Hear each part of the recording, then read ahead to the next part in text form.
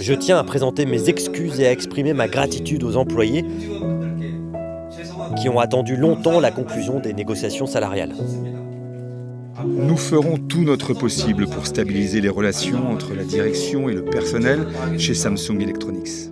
Oui, chez Samsung Electronics, tout le monde est content. Alors qu'il y a 4 jours encore, les syndicats étaient partis sur une grève de 3 semaines. Il faut dire que la négo a été rapide et spectaculaire. Bon, il faut quand même savoir que Samsung Electronics, ça pèse en Corée du Sud, 12,5% du PIB du pays. Le géant sud-coréen de l'électronique distribuera l'équivalent de 290 000 € de bonus cette année, par personne, on est bien d'accord, pour 78 000 employés, et les salaires de base seront augmentés en moyenne de plus de 6%. Ça fait rêver, non ?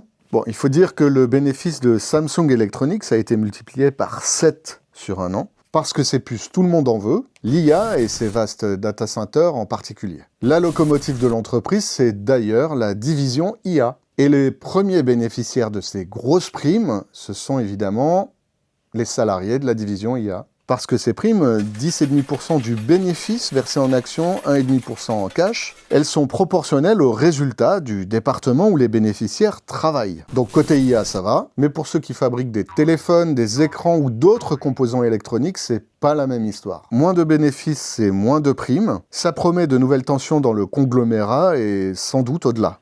Pourquoi réserver cette manne aux seuls salariés du secteur? Pourquoi ne pas utiliser ce dividende national pour financer le revenu de base ou les pensions de retraite? Des questions posées par des responsables politiques. Et plus généralement, les salariés d'autres secteurs plus ou moins profitables partageraient bien eux aussi les bénéfices de leur boîte. Ah, j'oubliais. Les bénéfices de leur boîte, certains actionnaires de Samsung les garderaient bien pour eux. Ils menacent déjà de bloquer l'accord.